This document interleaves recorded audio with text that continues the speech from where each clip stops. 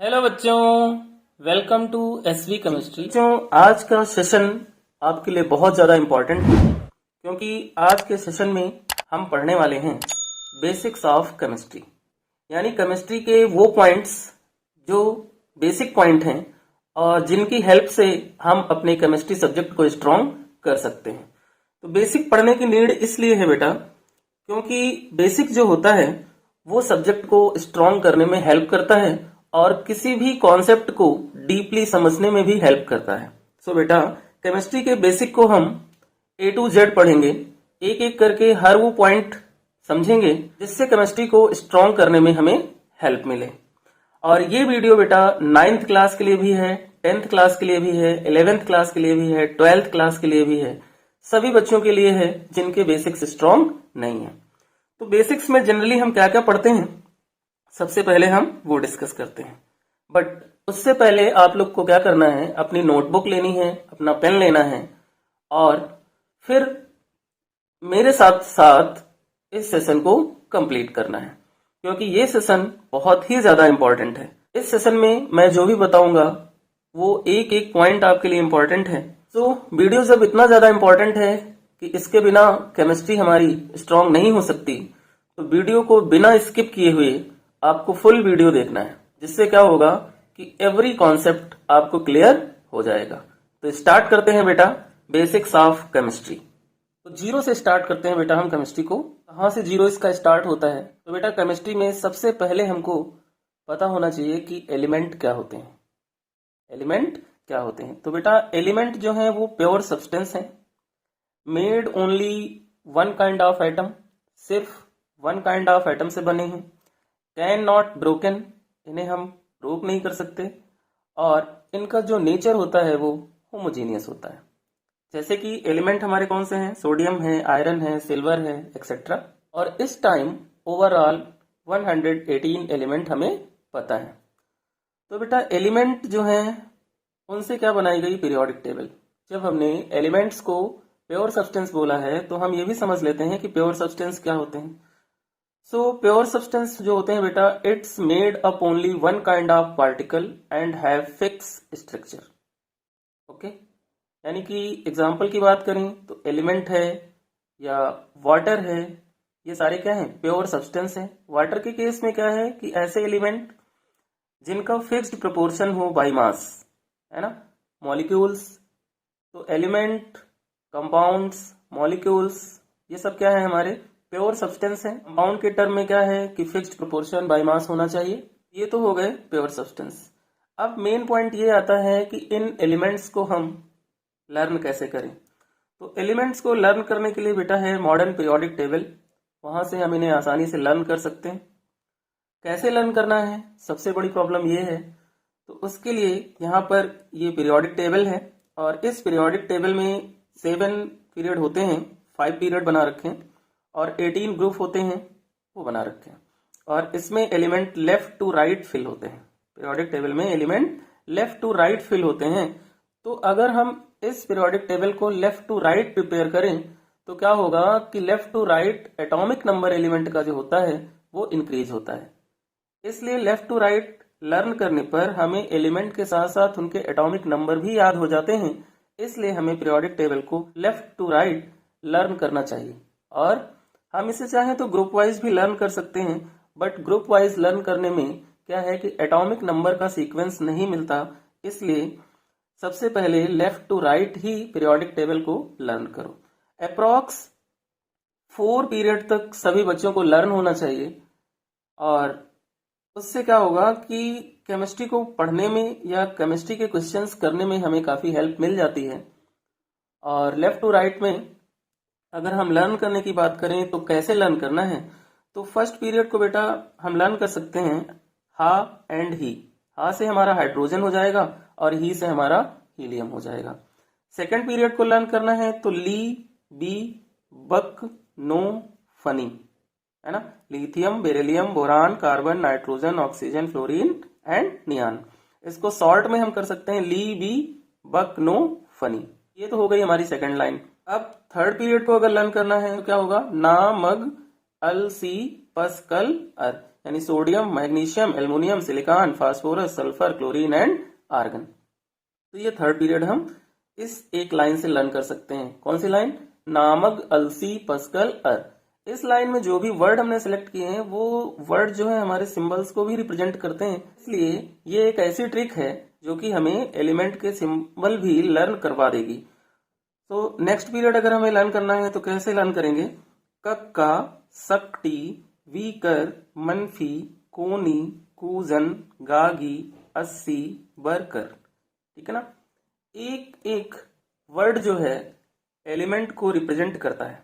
कक्का में potassium and calcium आ गया, सक्टी में स्कैंडियम टाइटेनियम आ गया, वीकर में वेनेडियम क्रोमियम आ गया, मनफी में मैग्नीज आयरन आ गया, कोनी में कोबाल्ट निकल, कूजन में कॉपर जिंक, गागी में गैलियम जर्मेनियम, अस्सी में आर्सेनिक सेलेनियम, बरकर में ब्रोमीन क्रिप्टॉन।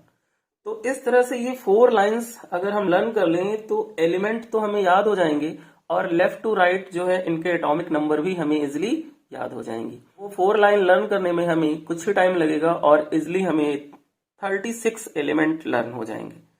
कौन सी 4 लाइन है? फर्स्ट पीरियड के लिए हा एंड ही, सेकेंड पीरियड के लिए ली, बी, बक, नो, फनी, थर्ड पीरियड के लिए ना, मग, अल, सी, पस्कल, अर, फोर्थ पीरियड के लिए कक्का, सक्टी, वीकर, मनफी, कोनी, कूजन, गागी, अस्सी, बरकर। तो बेटा इस तरह से आप क्या करो, सबसे पहले पीरियोडिक टेबल को लर्न कर लो, एलिमेंट्स के सिंबल फाइंड कर लो कि किस एलिमेंट का सिंबल क्या है, किससे हम उसको रिप्रेजेंट करेंगे, और सेम वे में एटॉमिक नंबर भी आप कैलकुलेट कर सकते हो या एटॉमिक नंबर भी आप याद कर सकते हो लाइन टू लाइन। जैसे हा ही एटॉमिक नंबर 1 2, ली बी 3 4, बकनो फनी 5 6 7 8 9 10, नियान का 10 होता है, 10 तक हो गया। तो यहां से बेटा क्या करना है, आपको पीरियोडिक टेबल को इजिली लर्न कर लेना है, और जब ये एलिमेंट याद हो जाएं, इनके एटॉमिक नंबर याद हो जाएं, उसके बाद जो नेक्स्ट कंडीशन है हमारी वो क्या है कि अब हम कैसे फाइंड करें कि जो एलिमेंट हमने लर्न किए हैं उन एलिमेंट में बैलेंस इलेक्ट्रॉन कितने होंगे और जो वैलेंसी होगी एलिमेंट की वो कितनी होगी, है ना। तो यहां पर हेडिंग लगाओ बेटा, valence electron and valency of an elements. अब यहां पर हम सीखेंगे कि वैलेंस इलेक्ट्रॉन कैसे फाइंड करते हैं और जो एलिमेंट की वैलेंसी होती है वो कितनी होती है। ओके बेटा, तो बेटा वैलेंस इलेक्ट्रॉन और वैलेंसी ऑफ एन एलिमेंट को पता करने के लिए हमें एलिमेंट का इलेक्ट्रॉनिक कॉन्फ़िगरेशन लिखना आना चाहिए, ठीक है ना। अब ये इलेक्ट्रॉनिक कॉन्फ़िगरेशन क्या होता है, तो इलेक्ट्रॉनिक कॉन्फ़िगरेशन एक ऐसा अरेंजमेंट होता है इलेक्ट्रॉन का इन एन एटम जो कि एक पर्टिकुलर मैनर में होता है इन द सेल, यानी कि the arrangement of electrons in an atom in a particular manner in the shells, उसे हम कहते हैं इलेक्ट्रॉनिक कॉन्फ़िगरेशन। अब जो सेल्स हैं बेटा हमारी, तो सेल्स जो हैं KLMN होती हैं। कौन सी होती हैं? सेल्स हमारी होती हैं KLMN,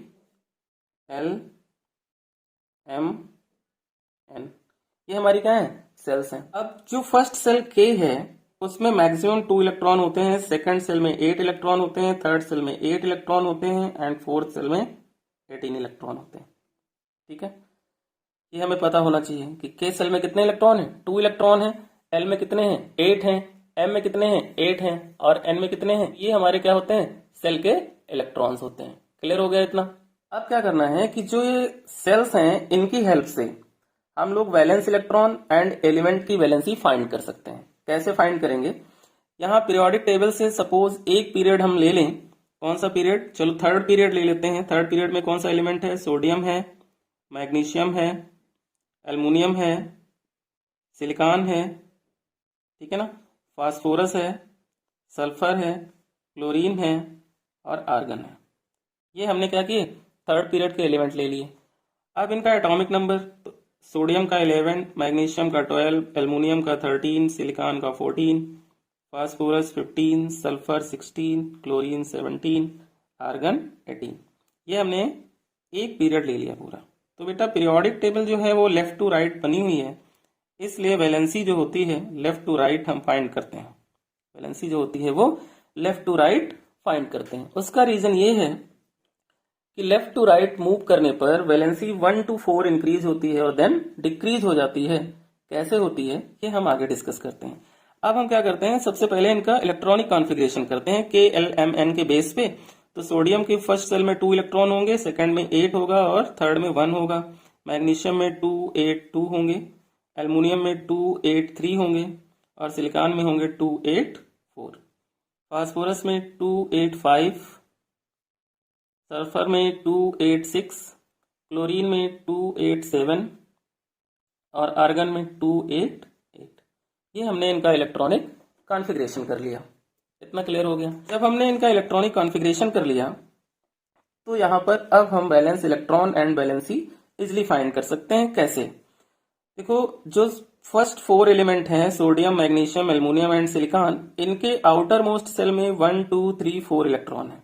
हमने ये कहा था कि 1 2 4 जो होता है वो वैलेंसी इंक्रीज होती है। तो सोडियम की वैलेंसी 1 हो गई, मैग्नीशियम की 2 हो गई, एल्युमिनियम की 3 हो गई, सिलिकॉन की 4 हो गई। तो यहाँ पर बेटा जो वैलेंसी है और जो बैलेंस इलेक्ट्रॉन है वो क्या है, इन 4 एलिमेंट के लिए सेम है। क्योंकि आउटर मोस्ट सेल के जो इलेक्ट्रॉन होते हैं वो क्या होते हैं, वैलेंस इलेक्ट्रॉन होते हैं। जैसे कि फास्फोरस है, सल्फर है, क्लोरीन है, आर्गन है, इनके आउटर मोस्ट सेल में इलेक्ट्रॉन कितने हैं, 5 6 7 8। तो ये क्या है, इनके वैलेंस इलेक्ट्रॉन है। ठीक है ना। बट वैलेंसी जो है वो फास्फोरस, सल्फर, क्लोरीन, आर्गन की क्या होगी, डिफरेंट होगी। क्यों डिफरेंट होगी? क्योंकि यहाँ पे ऑक्टेट रूल अप्लाई होता है और ऑक्टेट रूल के अकॉर्डिंग फर्स्ट सेल को स्किप करके किसी भी सेल में क्या होते हैं, 8 इलेक्ट्रॉन से लेकर के 32 इलेक्ट्रॉन तक होते हैं। तो यहाँ पर ऑक्टेट रूल का मीन ये हुआ कि 8 इलेक्ट्रॉन होने चाहिए। तो अगर हम 8 - 5 कर दें, क्या कर दें, 8 - 5, तो इसकी वैलेंसी आ जाएगी 3।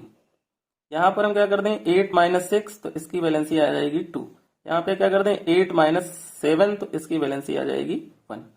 यानी कि 1 to 4 क्या हुआ, वैलेंसी इंक्रीज हुई और उसके बाद देखो वैलेंसी क्या हो रही है, डिक्रीज हो रही है।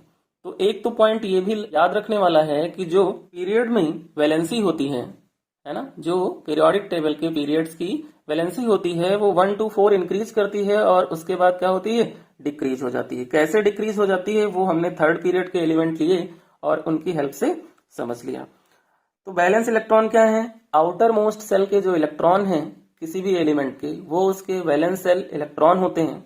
और एलिमेंट में आउटर मोस्ट सेल में 1 2 3 4 इलेक्ट्रॉन हैं, तो उनके वैलेंस इलेक्ट्रॉन और वैलेंसी क्या होती है, सेम होती है। बट अगर एलिमेंट के आउटर मोस्ट सेल में 5 6 7 इलेक्ट्रॉन हैं तो उनके वैलेंस इलेक्ट्रॉन 5 6 7 जाते हैं, बट उनकी वैलेंसी जो होती है वो जिसके आउटर मोस्ट सेल में 5 इलेक्ट्रॉन होंगे उसकी 3 हो जाती है, जिसके 6 होते हैं वैलेंस इलेक्ट्रॉन उसकी 2 हो जाती है वैलेंसी, जिसके 7 वैलेंस इलेक्ट्रॉन होते हैं उसकी 1 वैलेंसी हो जाती है। तो वैलेंसी फाइंड करना आप लोगों ने सीख लिया कि कैसे वैलेंसी फाइंड करते हैं। अब यहाँ पर एक पॉइंट और है कि जो ये 1 2 3 4 की वैलेंसी है ये हमारी कैसी होगी, पॉजिटिव। कैटायन एंड एनायन यहाँ से भी हम फाइंड कर सकते हैं। कैसे? जिसके पास आउटर मोस्ट में 1 इलेक्ट्रॉन, 2 इलेक्ट्रॉन, 3 इलेक्ट्रॉन, 4 इलेक्ट्रॉन है वो क्या है, कैटायंस हैं। बट जिनके आउटर मोस्ट सेल में वैलेंस इलेक्ट्रॉन 5 6 7 है वो क्या है, एनायंस हैं। यानी कि जो ये 3 to 1 वैलेंसी आई है ये कैसी होगी, एनायन की वैलेंसी होगी, है ना। यानी कि 3 इलेक्ट्रॉन जो होंगे वो माइनस के होंगे और 2 इलेक्ट्रॉन 1 इलेक्ट्रॉन ये सब माइनस के होंगे और 1 2 3 4 इलेक्ट्रॉन जो होंगे ये स्टार्टिंग के 4 मेटल के ये कैसे होंगे, ये प्लस के होंगे। तो कैटायन एंड एनायन भी फाइंड हो गया कि जिसके वैलेंस इलेक्ट्रॉन 1 2 3 4 है वो क्या है, कैटायन है, और जिसके वैलेंस इलेक्ट्रॉन 5 वो क्या है, एनायन है। तो आप लोगों ने valence electron and valency of an element कैसे फाइंड करते हैं ये फाइंड कर लिया। यहाँ पर बेटा किस सेल में मैक्सिमम कितने इलेक्ट्रॉन हो सकते हैं हम ये भी फाइंड कर सकते हैं। उसके लिए फॉर्मूला होता है maximum number of electron in shell equal to 2n square, where n equal to होता है नंबर ऑफ सेल। सपोज हमारे पास L सेल है ना, और L सेल के मैक्सिमम इलेक्ट्रॉन हमें फाइंड करने हैं। तो कैसे फाइंड करें, L सेकेंड नंबर की सेल है, ठीक है, तो n की वैल्यू कितनी हो जाएगी 2, तो 2 इंटू 2 का स्क्वायर यानी नंबर ऑफ इलेक्ट्रॉन कितने आ गए 8।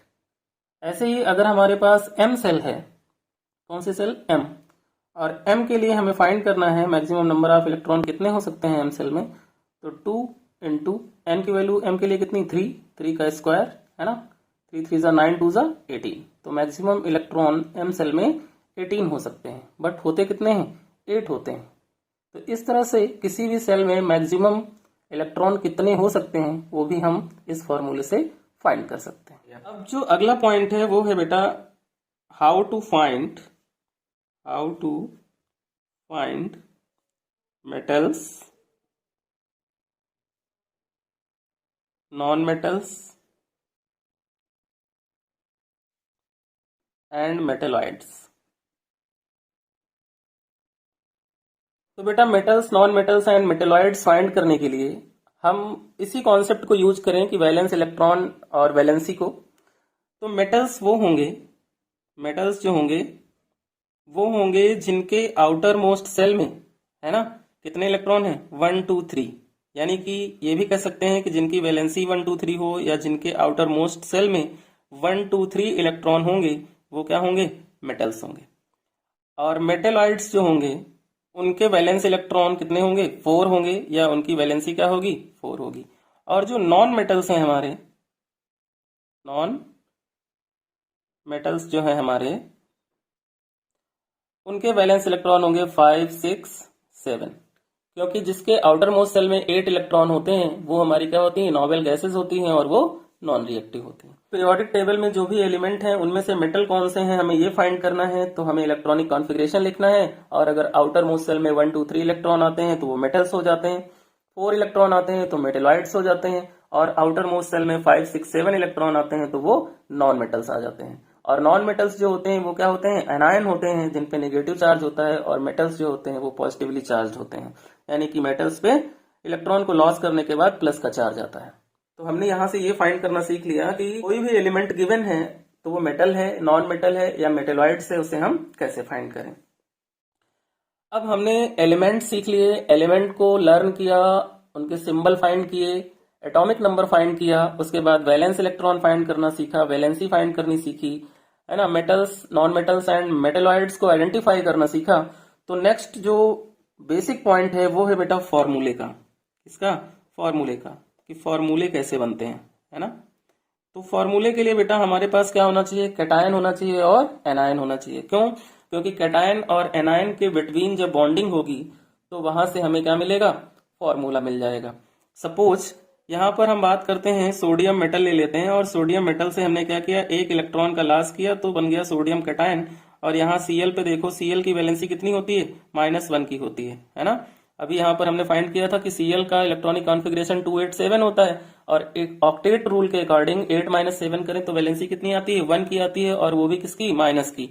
अब अगर Na आयन और Cl आयन का हमें फॉर्मूला बनाना है तो हमें क्या करना है, इनकी वैलेंसी से हमें एक दूसरे को क्रॉस मल्टीप्लाई कर देना है। चूंकि यहाँ पर सिंगल ही आयन दोनों के पास है तो दोनों को 1 से मल्टीप्लाई करेंगे और यहाँ पे हमें क्या मिल जाएगा, NaCl मिल जाएगा। नेक्स्ट एग्जांपल, जैसे कि यहाँ पर हमने कैल्शियम लिया, कैल्शियम क्या है हमारा +2 चार्ज का कैटायन है, और यहाँ पर हमने Cl- ले लिया। अब इसका फॉर्मूला अगर हमें बनाना है तो हमें क्या करना है, कैल्शियम की वैलेंसी कितनी है 2 है। जो चार्ज होते हैं वो एलिमेंट की वैलेंसी को रिप्रेजेंट करते हैं। ये भी पॉइंट याद रखना है कि जो एलिमेंट पे चार्ज होंगे, चाहे वो पॉजिटिव चार्ज होंगे तो वो पॉजिटिव वैलेंसी शो करेंगे, और नेगेटिव चार्ज होंगे तो नेगेटिव वैलेंसी शो करेंगे। तो कैल्शियम पे 2 चार्ज है, Cl पे 1 चार्ज है, तो Cl को क्या करें 2 से मल्टीप्लाई कर दें और कैल्शियम को 1 से मल्टीप्लाई कर दें, तो यहाँ फॉर्मूला क्या बनेगा, Ca हो गया, और Cl को हमने 2 से मल्टीप्लाई किया है तो ये CaCl2 हो गया। इस तरह से ये फॉर्मूला बन गया। एक नेक्स्ट एग्जांपल देखते हैं, जैसे कि यहाँ पर हमने लिया मैग्नीशियम, और मैग्नीशियम पे होते हैं +2 के चार्ज, और यहाँ पर हमने लिया OH आयन, इस पे है 1 का चार्ज।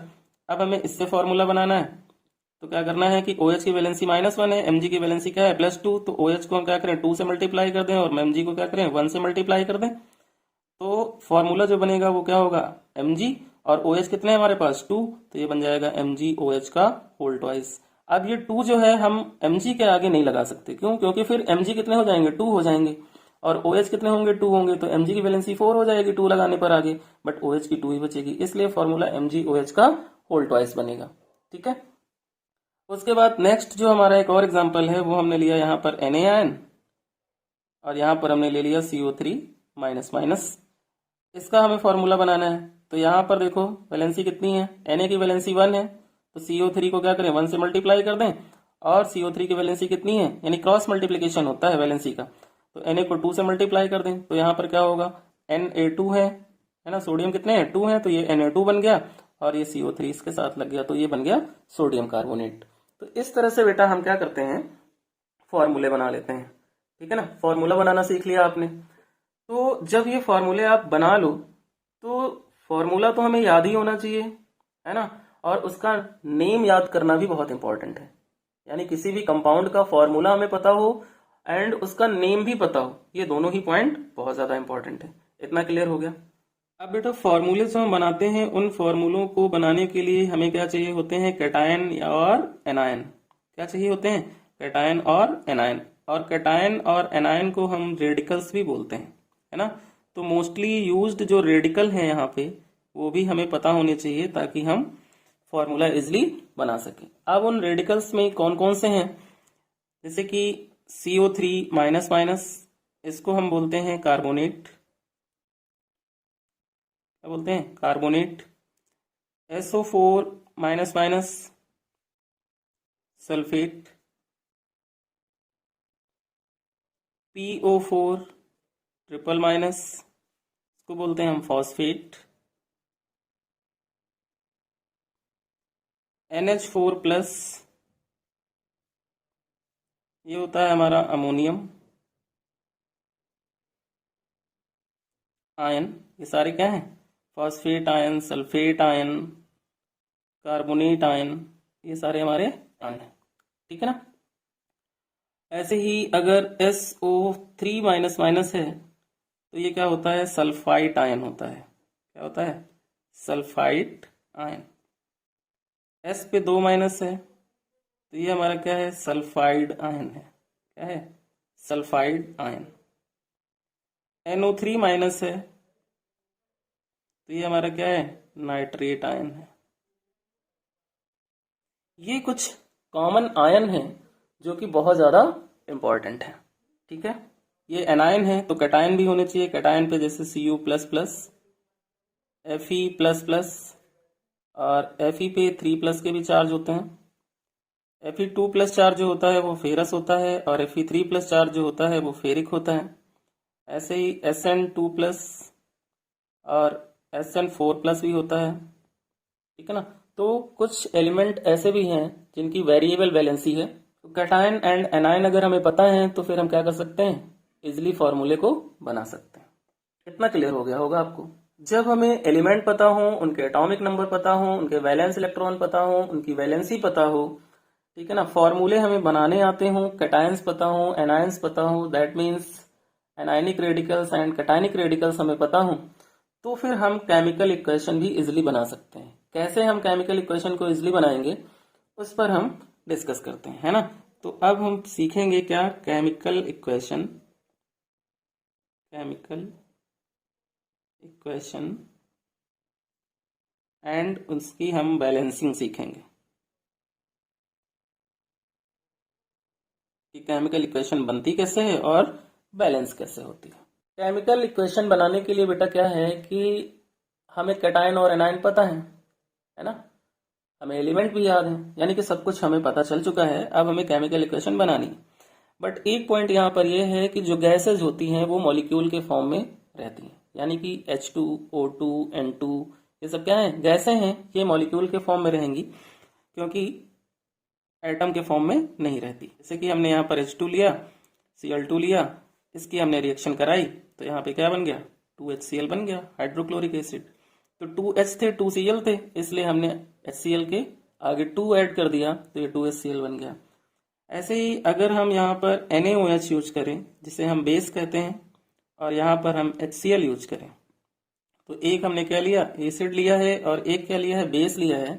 इनसे क्या प्रोडक्ट बनेगा, तो यहाँ पर देखो Na जो है वो किसका है, प्लस का, और OH किसका है, माइनस का। यहाँ H किसका है प्लस का और Cl किसका है माइनस का। तो ये दोनों क्या करेंगे इंटरचेंज होंगे, यानी प्लस वाला माइनस के पास जाएगा और माइनस वाला क्या होगा प्लस के पास। तो सोडियम प्लस का है और यहाँ Cl माइनस का है, तो यहाँ पे क्या बनेगा NaCl, चूंकि दोनों की वैलेंसी 1 है, पीछे हमने फॉर्मूले में बनाया था। अब यहाँ क्या बचा H आयन और OH आयन, और H पे +1 होता है OH पे -1, तो दोनों कंबाइंड होके क्या बना लेंगे वाटर। इक्वेशन बन गई। अब बोथ साइड क्या है, सोडियम भी सिंगल है और Cl भी एक है, ऑक्सीजन भी एक है, हाइड्रोजन 2 लेफ्ट साइड है 2 राइट साइड है, इक्वेशन बैलेंस हो गई। उसके बाद नेक्स्ट इक्वेशन है कि अगर हम यहाँ पर BaCl2 लें बेरियम क्लोराइड, और बेरियम क्लोराइड की रिएक्शन हम करा दें किसके साथ Na2SO4 के साथ, तो प्रोडक्ट क्या बनेगा, है ना, यही थिंक करना है। तो यहाँ पे आइडेंटिफाई करूं, बेरियम किसका है प्लस का, Cl किसका है माइनस का, सोडियम प्लस का, सल्फेट किसका है माइनस का। तो पॉजिटिव वाले के साथ कौन जाएगा नेगेटिव, तो बेरियम प्लस का है और Na2SO4 में सल्फेट माइनस का है, तो बेरियम किसके साथ बॉन्डिंग करेगा SO4 के साथ। तो यहाँ पे जो बनेगा वो क्या होगा BaSO4, एक कंपाउंड हमारा बन गया। अब क्या बचा, यहाँ पर Cl2 बचा, यहाँ पर Na2 बचा, तो 2Na है यहाँ पर 2Cl है यहाँ पर, तो यहाँ से क्या बन गया 2NaCl। इक्वेशन बैलेंस हो गई और इक्वेशन क्लियर हो गई होगी, ठीक है। अब क्या करना है, अब हम एक और एग्जांपल समझते हैं। जैसे यहाँ पर हमने BaCl2 लिया और BaCl2 को हम रिएक्ट करा दें किसके साथ, एल्युमिनियम सल्फेट के साथ, एल्युमिनियम सल्फेट के साथ Al2SO4 का होल थ्राइस। Al2 एल्युमिनियम पे +3 के चार्ज होते हैं और सल्फेट पे -2 के चार्ज होते हैं, तो अगर 3 सल्फेट होंगे तो 3 2 6 चार्ज हो जाएंगे माइनस के, और 2 एल्युमिनियम होंगे तो 3 2 6 प्लस के हो जाएंगे। इसलिए एल्युमिनियम सल्फेट का फॉर्मूला Al2SO4 का होल थ्राइस होता है। अब देखो यहाँ पे बेरियम प्लस का है, यहाँ पे सल्फेट माइनस का है, तो क्या बनेगा BaSO4 बनेगा, बना लिया हमने। SO4 है कितने 3, तो यहाँ पर हमने 3 लगा दिया, ठीक। 3SO4 इधर हो गए, 3SO4 इधर हो गए। अब 3 बेरियम इधर है तो 3 यहाँ लगा दो, 3 Ba हो गए। अब देखो 3 2 6 Cl हो गए, और एल्युमिनियम कितने हैं 2, तो एल्युमिनियम 2 और 6 Cl हैं, तो फॉर्मूला क्या होता है AlCl3, क्योंकि एल्युमिनियम पे 3 चार्ज होते हैं और एक Cl पे -1, तो एक Al के साथ 3 Cl, तो 2Al के साथ 6 Cl। तो इस तरह से ये इक्वेशन बैलेंस हो गई। तो ये था बेटा हमारा A to Z, जो कि हमने एलिमेंट से स्टार्ट किया और केमिकल इक्वेशन एंड उसकी बैलेंसिंग पे फिनिश किया। ये वो बेसिक्स हैं बेटा केमिस्ट्री के, जो अगर आपको पता होंगे तो केमिस्ट्री को पढ़ने में और उसके क्वेश्चंस करने में आपको कोई भी प्रॉब्लम नहीं होगी। सो बेटा इन बेसिक्स पॉइंट्स को आप अच्छे से प्रिपेयर करें और अपने सब्जेक्ट को स्ट्रॉन्ग करें। अगर आपको वीडियो अच्छी लगी हो तो वीडियो को लाइक करें, चैनल को सब्सक्राइब करें और वीडियो को शेयर करना ना भूलें।